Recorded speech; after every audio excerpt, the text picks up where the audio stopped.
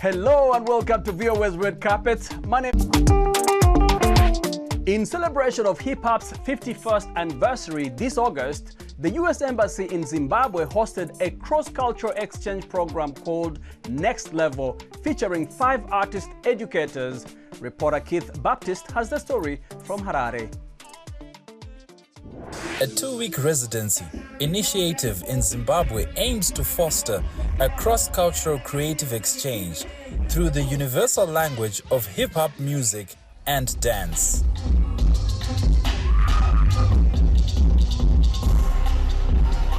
Plot Marco, a partner in the exchange program and founder of Jibilika Dance Trust, an organization working with the young artists in Zimbabwe, says that the initiative received numerous applications from eager participants. There's been so much enthusiasm, there's so much hunger, there's so much zeal, there's so much drive, and it comes at a time when hip-hop in Zimbabwe is really at its peak. The program brought together American and Zimbabwean hip-hop artists to participate in workshops and classes, followed by live performances. Participant Nick Neutron says there is much more that unites artists. My experience in Zimbabwe has been amazing. There's so much music talent here. It's so many similarities in the art, but differences in the lifestyle, I guess. Rebecca Archer Kepner, a Foreign Service officer at the U.S. State Department, says while hip-hop music is thriving in Zimbabwe, challenges with monetization and providing artists with the tools to succeed in the entertainment industry remain a major issue. The creative economy is really ripe in Zimbabwe. There's so much talent. There's so many amazing artists. And sometimes the thing that they lack are either contacts or business skills. And so we work a lot we bring artists from the United States to help them improve their network, grow their network, figure out how to do the business of music. The group of artists from America said they were amazed to see how the hip-hop industry in Zimbabwe mirrors that of the US. However, artists like D1 say that there is still room to grow. This Next Level program has allowed me to be a part of transforming the minds and the skill sets of some of the best rappers that I've ever seen.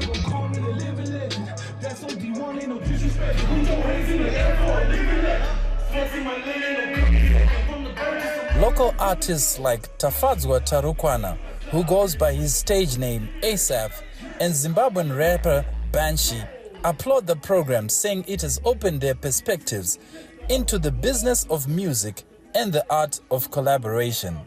Aisha Upchurch, site manager for the Next Level program, says Zimbabwe has a robust hip-hop culture, given the huge response they received from the applicants. It's been magic as a site manager and someone who's been doing this kind of hip-hop cultural diplomacy work for over 10 years. Participants of the Next Level initiative say it encourages artists to share their art and knowledge, with continuous learning and artistic growth for everyone involved. Keith Baptist for Voice of America in Harare, Zimbabwe.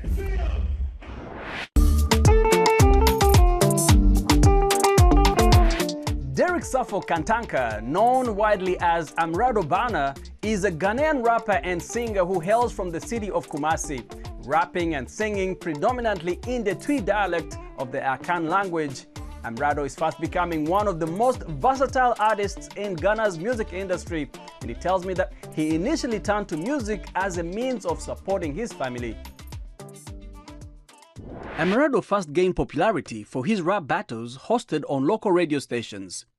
The Kumasi native, who had ambitions to become a professional footballer, moved to Accra to pursue music full-time, a decision that his mother was not too keen about. He made his break with Yetensem, an innovative series in which he blended news and rap. Personally, I never thought I could become a musician. I used to love football a lot. 14 years. When I was 14 years, I lost my father, and then my mom had no penny to cater for me, so I couldn't move on to tertiary. That was when I started working in a hospital. Then I discovered that I could rap through two people called AZ and Kwao, who discovered me on a radio freestyle section when I had one at KFM. Doing music was based on survival because that was the only way out for me.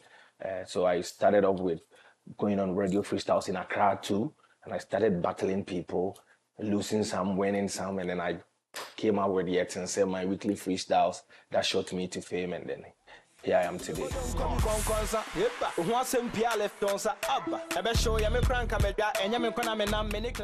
My team had to sit me down when I went into depression after I returned from England, because I was contemplating on whether to continue my music career or maybe find something to do, because it wasn't picking up for me. Yeah, so that was when the Yet came. We used to brainstorm every evening to find something catchy that's gonna catch the eyes of people in the COVID era. I had to tell the team that we can't be doing this thing forever. Let's try to halt it and try other stuff.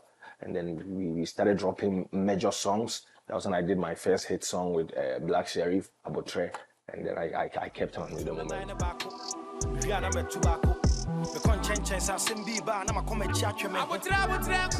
The evolution is massive.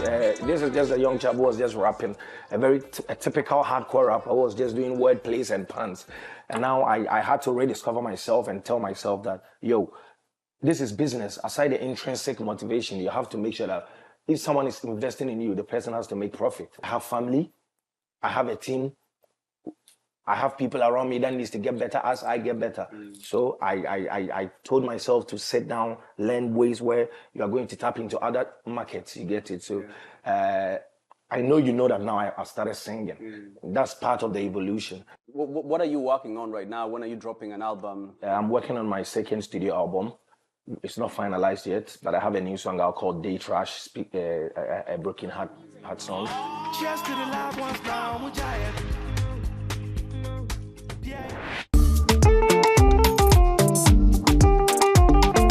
In his garage in Ouagadougou, Burkina Faso, mechanic Sawa Wadiogo spends hours fixing, customizing, and transforming automobiles. His latest achievement was turning an ordinary car into a limousine. VOA's Gildas Da shares the story of this car enthusiast from the capital. In 2023, 38-year-old engineering enthusiast Sao Ouagadougou embarked on a daring project. What was once a modest Honda Civic has been transformed into a glamorous limousine. I also love challenges, which led me to cut the vehicle. My family, the people in the neighborhood, the garage customers, everyone told me it wasn't worth it, and that's what I was going to ruin the vehicle. I said, no, let me do it. It was only when I finished and they came to see it that they realized it was a fully functioning limousine.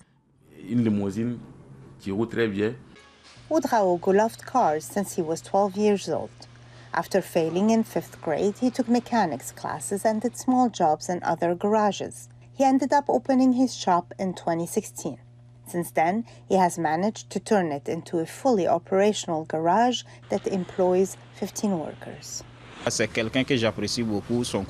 He's someone who dares, which is why I support him. I really admire his courage. We are all in for the challenges he wants to take on. Ouagadougou says building a limousine is no easy task. Sometimes, he says, he had to break things and start over to get the right structure and materials. He took a year to prepare, draw his plans, and refine his research. I had the chance to get into the limousine today, and it's really comfortable. We are truly at ease. I want to congratulate the designer because he did a great job. And to think that it's made in Burkina Faso is truly commendable. With a TV and cushioned seats, really, it has all the possible comforts. In addition to the limousine, Ouagadougou has transformed several standard cars into convertibles or barbecue cars. A barbecue car is a car equipped with an integrated stove system that can be deployed to grill meat. The car also contains a potable water tank for drinking. He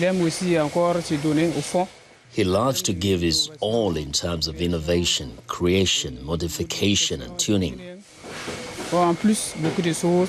He does a lot of things. I want to learn and do more than what my boss is doing. It's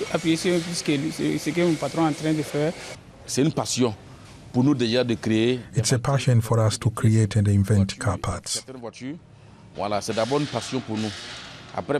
we have the money, we can produce them in series for sale. Ouedraogo showcases the limousine to the public at auto shows. The vehicle is often rented for weddings and other events, but its inventor says it is not for sale. For Gildasda, Ouagadougou, Burkina Faso, Betty Ayoub, VOA Africa.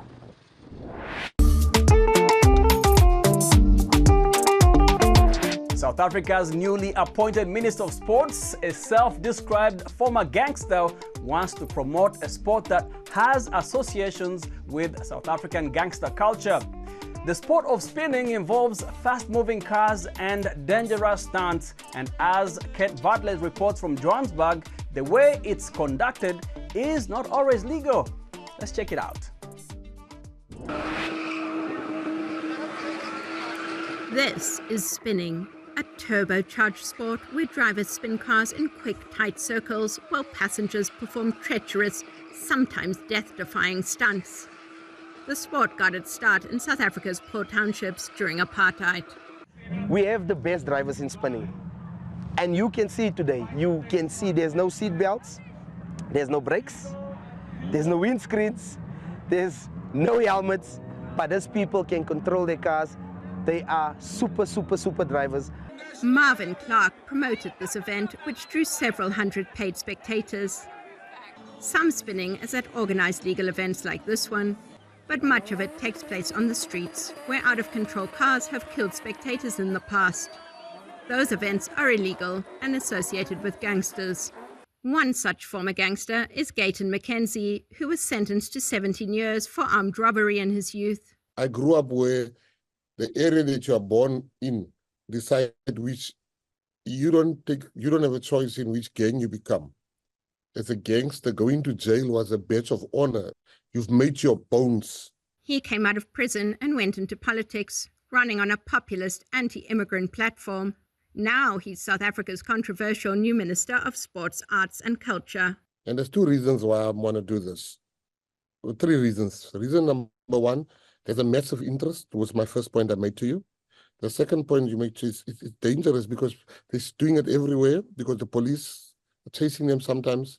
Now, once you regulate it, once you make it safer, and once you put the rules there that you can't do this, you can't do that. The longtime spinning aficionado says his first task in the job will be to promote the sport. Renowned car spinner Kyla Oliphant says she's hopeful about Mackenzie's tenure as sports minister. He'd like to make spinning big for us, legalize it.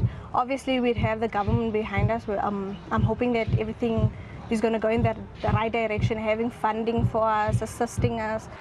For many who grew up in South Africa's impoverished urban areas, danger was always a reality, and spinning was, and still is, a way of life. Kate Bartlett, VOA News, Johannesburg. Thanks for watching VOA's Red Carpet. I'm Jackson Mvunganyi. For more entertainment news, remember to check us out at voaafrica.com. We're also on Facebook, on Instagram, and on YouTube. Don't forget to like, to share, and to subscribe. Until next time, goodbye everyone.